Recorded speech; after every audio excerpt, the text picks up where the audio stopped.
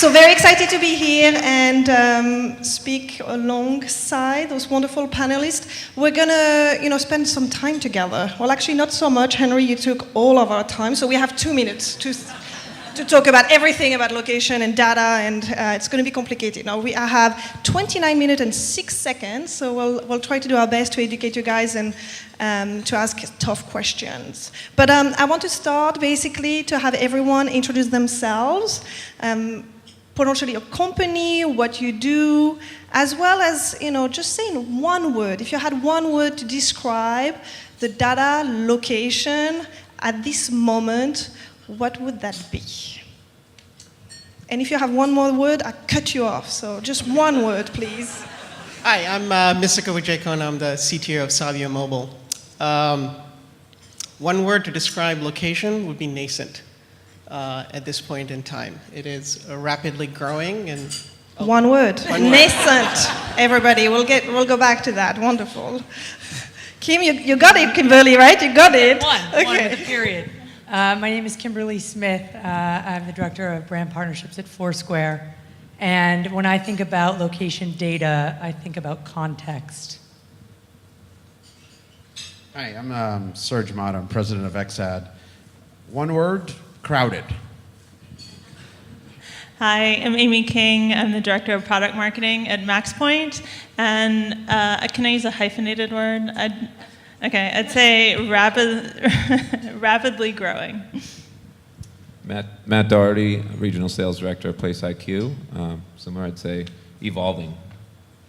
Wonderful. So let's start. You guys have a breakfast. You sit down. I would love for everybody to stand up, please, and play the game with me. Come on, guys. Let's play a little game. Thank you. I appreciate it. I have one question for you. I'd like you guys to sit down if you agree with the statement, if you have the confidence of having accurate location data at this moment. So if you feel like there is accurate location data right now in the marketplace, you're allowed to sit down. Okay, well that's going to be a very long panel then. Kimberly just sat down. Okay, wonderful. Sit down. We're just going to try to ask the right question for you guys to be feeling a little bit better about this marketplace, because obviously this is kind of not so great. So we're going to organize the conversation in kind of 4 buckets. So we're going to start with the data, then we'll move to kind of the user and understanding the privacy.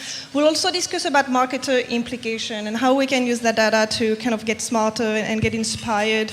And then ultimately the future. So we'll try to navigate those 4 different areas from there. So let's start. I've spoken enough. Sorry, it's not about that. So data. There's a lot of data over there, right? Matt, do you agree? Sure do, yes. Okay. So can you just give us a little bit of a landscape? Like what are the differences, the different sources of location data? Can you share with us a little bit of what makes good data from bad data? Just maybe accurate to not, tell us a little bit about the marketplace right now. Sure. I'll try not to pontificate too much here, but I think it's highly nuanced, right? There's not a simple answer, which is maybe why people weren't sure whether to sit or stand, of sort of good data or bad data. Certainly plenty of bad data out there, or accurate data versus inaccurate. Every source is different, right? So every source has its strength and weakness. So as like I said, this location data as a whole is truly evolving exponentially, and the sources behind it are as well. So I think the most common source that most companies that are working with location data plug into are just through ad request data, and that is wildly different than getting data directly from the source, meaning you're getting it working with a direct application or a group of SDK aggregators to actually make sense of data coming directly off an application. You know where it's coming from, it's always on, the app is turned on, it's following the consumer around. That's very different than sourcing it from an advertisement that pops up. So those 2 sources are really the 2 main categories, I would say, at this point. And they need to be treated very differently, right? There's a lot of fraudulent data that comes through the ad request ecosystem. there's a lot of data cleansing. What are that the needs to implications happen. for that? So if there is bad data, like tell us, like what is the big problem we're facing? Well, I think the main problem is the person isn't where you assume them to be, right? So we've actually found that showing that this landscape is evolving so quickly, bots have gotten to the point where they know where highly valuable locations are, which actually bodes well for the legitimacy of location, that bots feel like they can make money off of it, right? So, but it's pretty interesting to see that they've actually evolved to know where really highly valuable locations are, like Walmarts or auto dealerships, and they're just pinging them all day with fake signals, right? So there's malicious fraud, and I think there's also just lazy fraud. App developers are building thousands of new apps out every day, and they're throwing in location to get higher CPMs, but not really tracking where people are. People aren't actually using the location on their apps. I mean, we're all signing our lives away every day just to get to the app experience, hitting OK, and sharing our locations, but it doesn't mean the app is actually making sense of that data in the right way. And by the time it gets to companies like us, we really need to make sure that we're able to follow where is the source of the data, but more importantly, does this actually look like a human being? And that's really what it comes down to. Is when you're thinking about just understanding where a location is, you can quickly run into a lot of that bad data. But if you're thinking about this as a science and looking into routines and behaviors, it's actually much easier to identify something that doesn't look like just a highly indecisive Walmart shopper that's there all day, just pinging it all day with location signals. You're actually able to start to write rules around behaviors and routines that look like human behaviors and routines. Right? Okay, so that's a bit scary. So I'm a media planner or marketer, and I need to evaluate all the sources of data over there. What would you say are the key elements to keep in mind when evaluating, data partner? Maybe Kimberly, do you want to? Sure. So I agree with Matt. I think not all data or data. Are you sure you agree with Matt? This is the first time I've heard that. Yeah. Well, I mean, First time I heard it today, for sure. This will be the last time. So not all data is created equal. There's first party, there's third party. When you're talking about first party, is it relevant? Is it incentivized? There's a number of questions you can ask. Nowadays, when we all speak about media, because the reality is we all work in the media space here, about 70% of all ad calls now include, I'm sorry?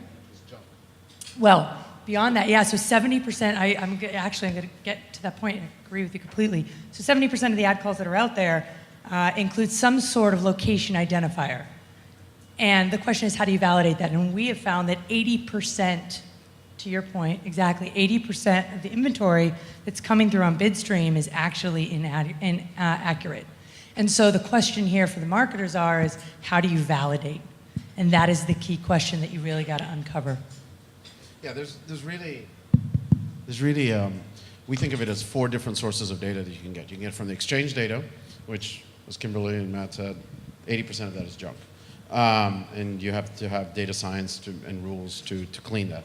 Then there's background app data, so you get where you have your SDK loaded in the apps. That's a lot more accurate, but there's still some games that you have to play around with.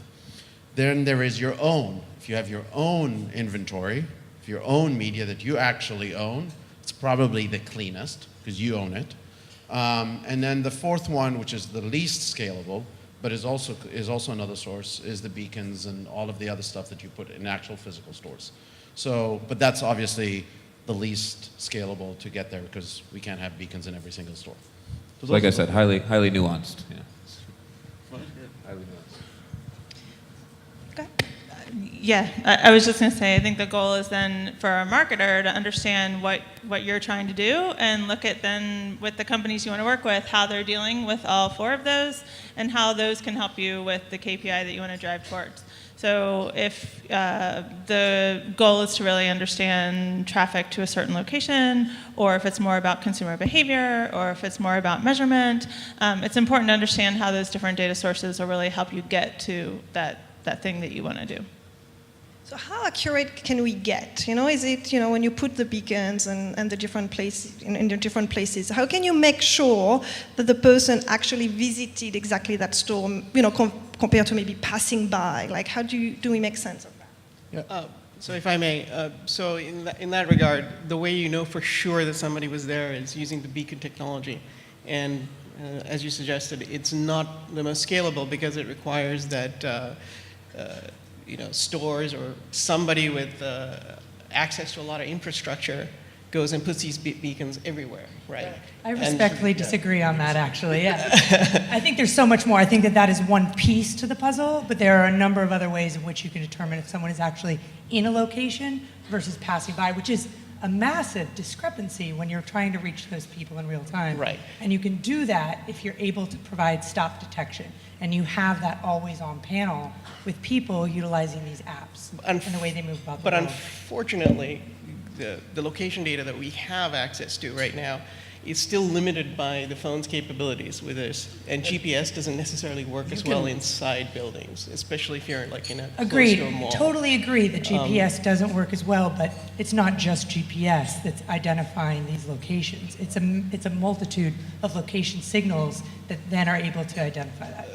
Correct, but then they fall back to, for example, there are massive databases of Wi-Fi hotspots out there, right? Most of you have a Wi-Fi that you've had for years probably, and Google, Apple, all those companies have a database of where you live with those Google cars going around. That's a fallback, but even that's not as accurate. So I don't know. I disagree. So we have there's all sorts of different technologies out there. If anybody in this panel tells you that they can differentiate, maybe with a beacon you can, but if they can differentiate when somebody actually gets into the store and where they are in the store, if they are in the aisle of the grocery store versus the consumer electronics, excuse my language, but they're full of shit. That we cannot do. No one can. At this stage, the technology is not there. However, we can absolutely tell you where you are in terms of are you in the store, are you in the parking lot, are you in the shopping center? There's a lot of technology from XAT to PlaceIQ to Foursquare to everybody in this location space can absolutely tell us, some with degrees of accuracies obviously, but that can tell you. In the store, not yet. Stay tuned obviously for a couple more years, but that location. And then the thing that I think where this industry has to go, and this is something that we've launched and is similar to what happened in viewability and ad fraud and all of that stuff, it's a big topic these days, is pay only when somebody visits the store. And I disagree with you on that. I knew she was going to say that. Well, I don't disagree that visits are important. Obviously, we're in the location space. And when you talk about it, as we all sit here today, every single day, we are more accountable to the media spend that we put out there. So, we're looking for anything that we can extrapolate from. Visits are very important. And it depends on where you're getting your visit attribution. If it's incentivized, if it penalizes and normalized against the US Census and so forth. But what's happening here is, it's something like if someone were to come to me and say, hey, we want to pay on CPV right now, I'd say, okay, great, so you're not really interested in the visit lift? Because I can easily target your most loyal Taco Bell users and get them to go in and get paid on it day after day after day. Not a problem. Plus, the reality is, until we have 100% one-to-one scale on attribution, it's never going to happen. So for us, I certainly know that XAT has come out with CPV and it was very smart and it works, but there's so much more to visits than just the actual visit. There is the lift and everything that comes with that as well. Yeah, I think we're probably one of the few companies up here that has both hardware in the store and the software that's measuring it on the outside, and I would definitely agree the in-store sensing capability is highly accurate for consumer behavior inside the store. But there is, when you think about the world of retail activity, I think last year, and we, I'm sure, aren't even measuring as much as some of the people up here on the panel, we saw over 2.5 billion visits to the top 300 retailers we're measuring. When you're looking at that kind of scale, you're going to know whether or not you are able to drive visits to a store. And I agree, I think if you're looking at, I think cost per visit is really interesting, and it's a really interesting way if you are very focused on that visit metric for measurement. We work with customers, though, who often have a lot of different KPIs that they want to accomplish. And I think when you're looking at location data, it's a lot more than just did you drive someone to a retailer. There's a lot of insights and behavioral aspects that location tells you about who a customer is. It gives you much more intelligence about their patterns of behavior, their prediction of what they're likely to do, and how all of that kind of visitation goes into who that consumer is for you and how you then choose to build whatever metric it is that you want to use for realizing performance. Yeah, so again, right, it's highly, highly nuanced, and I think it's up to you all to ask the right questions, but I think at the end of the day, we're all up here saying really confusing things to most, the average media buyer, right? You guys are all, getting educated along with, the folks up here that are working at these companies, but we've got to just start looking at, what are the actual KPIs on the other end, because anybody can, I could go start a location company tomorrow and go scrape all of your websites, and, it's the classic 7-minute abs versus 6-minute abs, where more accurate than Foursquare, and they've got 200 million devices, we've got 205 million now, right? But if you just put that up on a slide and the output of that is just media, then it's pretty tough for you all to evaluate what's real, what's not, what's important, what's not important, what are the nuances I need to focus on. So we're trying to focus this year on what are the outputs of all this, and if the outputs of that are strictly media, it's actually not that difficult to pretend to be good at targeting media, right? It's much more difficult to be good at media targeting to consumers than it is to pretend to be good at media targeting to media buyers. And I think we need to start holding, all of this, the highly technical companies to, more real KPIs, sales, looking deeper into the analytics, letting you guys play with all the data to see if it's actually real, interact with it. And again, does this actually look like consumer behavior, and are these real KPIs based on all the technology that we have? So that's interesting, right? Because you're thinking about media measurement, and there is also, I feel, a lot of confusion right now where some companies do bundle both, right? Media and measurement together, and some companies just decide to do media and then use different measurement companies, right, as a third party. What is your perspective? Yeah. That's a very important question that we have to understand, the value of third-party measurement versus all-encompassing. So let me answer that. So I come from the media measurement. I come from the measurement space, and know a bit about that space. And I firmly believe you cannot grade your own homework. And there's a lot of sayings. You can't be the same ref on the same football field and all of that. We really believe that you need to have. If you're in the media space, that's great. You can also be you can have the measurement, but through a validated third party.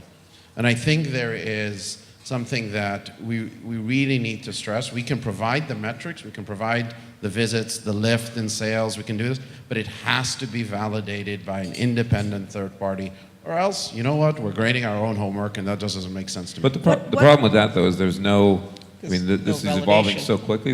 Unless one of these companies up here and the others out in the space are going to give up on their other, pieces of business and say we're only going to be focused on third-party validation, who else is out there that knows enough about location technology, how it works, to be that stamp of approval? There's no valid source. There's no, Nielsen of highly technical location data. So that would be great, but there's just not business focus on that right now. We would love to have that, and I think all of these companies up here are working with Mobile Marketing Association and other third-party sources to validate stuff. But until there's that, there's no double verify for this was absolutely a visit in the walls of a Walmart, right? Here's the actual lift. There just hasn't been a company that started that, and that's I'm starting a business tomorrow. There you go. That's an idea. Yeah. It's also very difficult to do it because if you really think about it, the only people who can truly validate that are Google, who builds Android, and Apple, who builds the iPhone. But they don't know. They don't know. They're not a location technology. Exactly, and company. they'll never give that up. I think those are good points. I think transparency is really important to the extent that we can be as open with you all about everything we're seeing in terms of people moving throughout their daily lives. very valuable. Another thing we find, we do a lot of measurement on working with clients with sales lift and actual product sales, but often in coordination with, they'll feed us POS data and we'll do measurement based on the stores they've selected, but alongside that, they want location insights. So they want all the information that we can provide them with where their customers are coming from, where they live, where else they shop, how often. All of the things that we can all tell provide great insight into who those consumers are that they can use throughout their marketing plans that may not necessarily be us trying to grade our own homework, but at least is providing as much useful information as we can in addition to or alongside any sort of lift in foot traffic. Yeah, I think at the end of the day, we have to start making the correlations with sales, right? Because, I've seen some, location lift studies where they'll tell a business that, oh, we raised your foot traffic by 30%. It's like, oh, you'd see that in the Wall Street Journal. The stock price would go through the roof if you were able to spend $100,000 and lift national foot traffic to your location at 30%, right? So some of these numbers just in location visitation are dramatically inflated, which to me sort of reflect some of the flaws in the methodology. So we need to start holding, things like these new metrics like visitation to correlations with real metrics that people actually believe in. Yeah, visits and that really matter like sales. Absolutely agree. So visits and sales are clearly what we have to all go through. That's why we did CPV. But then also, in addition to CPV, is lift in sales down to a product item. So you can do all sorts. We've done a bunch of studies. Everybody here has done a bunch of studies. You can do test and control studies where down to a product where you don't advertise in a specific area and you advertise in another area, and you actually see the lift based on visits and the product in terms of sales when the company themselves give you the actual sales. So you're not coming up with your own numbers. This is actual sales from the QSR or from the retailer or so forth. Great. So business goal first, and trying to correlate that makes sense. Who have you seen from a marketing perspective? Who's done very innovative things? We talk about obviously the ability to target. Amy, you mentioned the ability to drive and gather insights, right? To paint the picture of the consumer and their journey. Who are the innovative marketers who are triangulated maybe some of your first-party and third-party data to make very strong campaigns and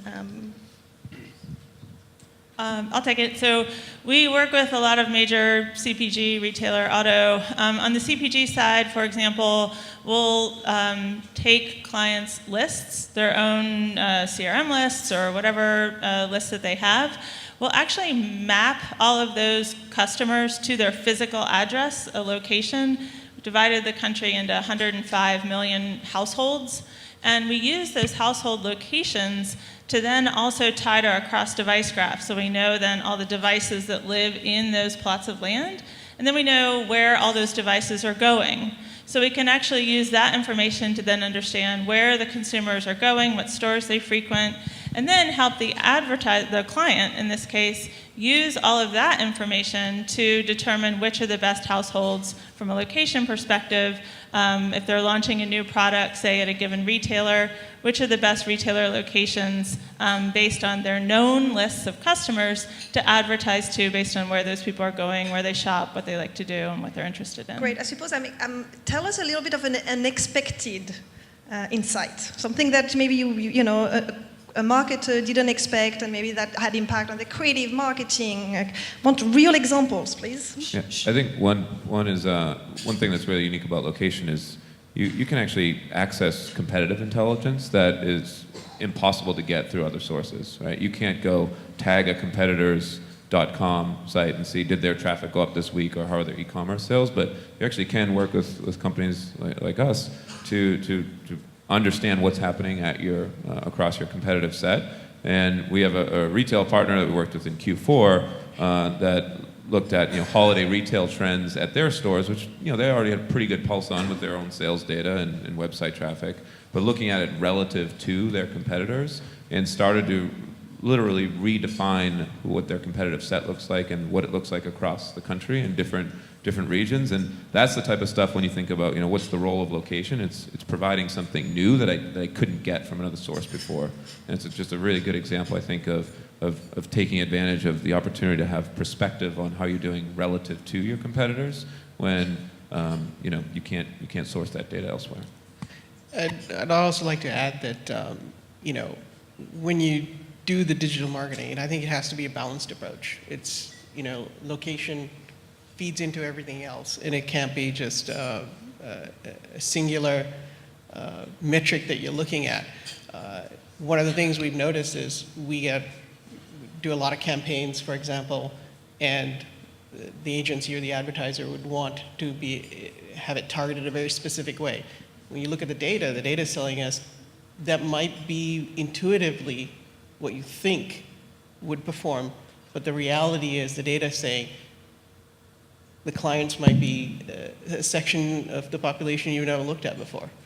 So there's a lot of insights in the data, and especially in the digital industry that we have now, that a lot of advertisers don't have access to, because they don't have access to that same level of data. So I think part of this is we need to also push that transparency out, saying, I know this is what you want, but have you really seen what's going on? Well, Serge, I know too at XAD you guys produce a lot of really interesting data on retail activity, and if you understand consumer behavior patterns, people tend to, in most areas, go to grocery stores on Mondays, and really understand that kind of thing. There's a lot that I think marketers can do to leverage patterns of behavior over time. Yeah, no, absolutely. And you see that over time. You see, one of the things that we saw in Q4 was one of our QSR, it wasn't a QSR, it was an auto client, and they defined them as loyalists. And they were like, these are loyalists, they're big into the brand, they go to the service center, they do this, and they have been owners of the car of this brand for many, many years. That's great. What they didn't know is the minute the warranty over 4 years after it expires, that just drops in terms of going to the service center, and they immediately start saying, I'm not going to go back to the service center, and I'm going to go to the regular Pep Boys or Jiffy Lube right next to my house, because it's all about convenience. And then what they ended up using us for is saying, wait a second, I can just go ahead and target those guys because I know where they are, I know where the Jiffy Lubes that they're going to, and giving them offers to drive them back to the service centers and drive back them to the dealers so that they can start earning back their business. It's just stuff like that. It's common sense, but it's just putting it and tying it all together. Sure, I can give an example. So I think Amy spoke about this a little bit earlier, and we'd all agree, and Matt alluded to it as well. I don't disagree with everything. Just put that on the record. She does. Location provides, as I mentioned earlier, context. It's not just a check-the-box strategy. It's not just about lat long, catch someone when they're 5 miles away from a dealership or a Pep Boys or a Taco Bell or anywhere. There's so much more because we can understand how consumers move about the world. It gives us the offline perspective and profile on who these people are. And I think we would all agree that location is really one of the best indicators of who you are, where you go, the places you go. And so to give you were asking for a specific example, we work with the spirit and beverage industry very closely. A lot of clients, and Heineken came to us. We help them with their sales teams because much like CPG, you're in this predicament, okay, we've driven people into the store, but how do I know that they've grabbed my bottle or my toy or whatever it is? And so we were working with them on their strategy because they wanted to become relevant and top of mind in the moments where they had a choice. And so what we did is they were looking for males 21 to 34 on an urban city campaign. And we looked at, we analyzed trends and tastes of the regions that they were looking to focus on. And then we extrapolated against their Heineken male 21 to 34 demo. And we identified, oddly enough, in Chicago, that BYOB was like a hot thing. Like that's what they want to do. So in that moment, location was able to help inform the strategy and messaging to, hey, next time you're bringing BYOB, think of Heineken. and the creative that was impacted for it. So it's just, these are all, there's so many different ways in which you can utilize location, as we can all probably attest to here. But that's just one interesting. Great, thank you. So, first word, or the words that you guys, told us at the beginning of the panel, nascent, obviously context, rapidly growing.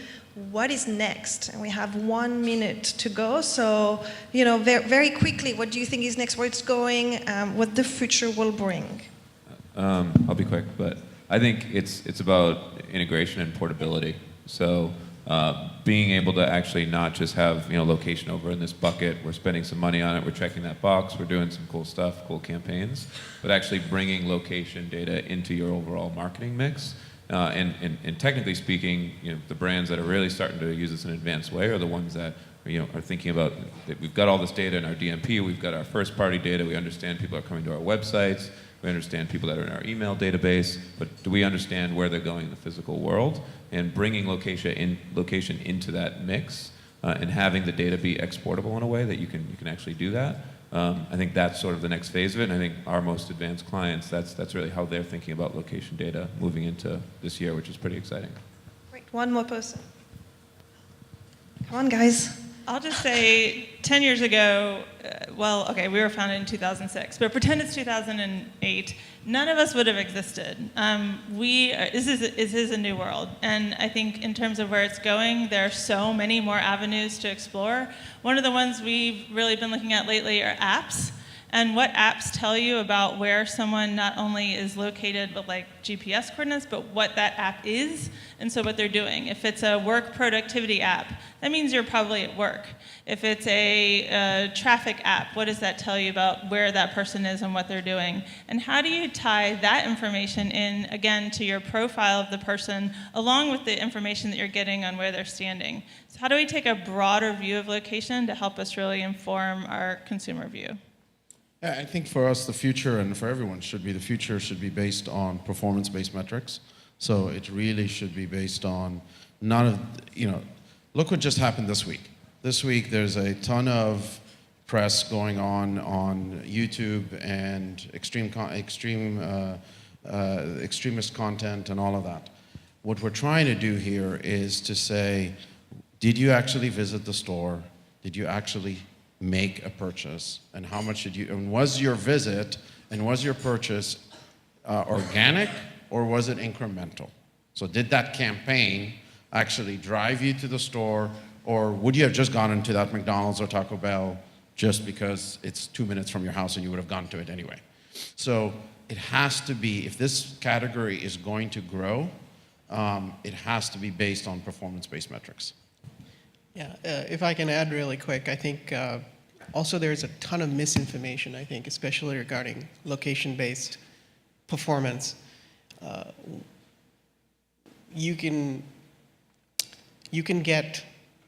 We're very good with modern technology at identifying who the users are that would go to your store anyway.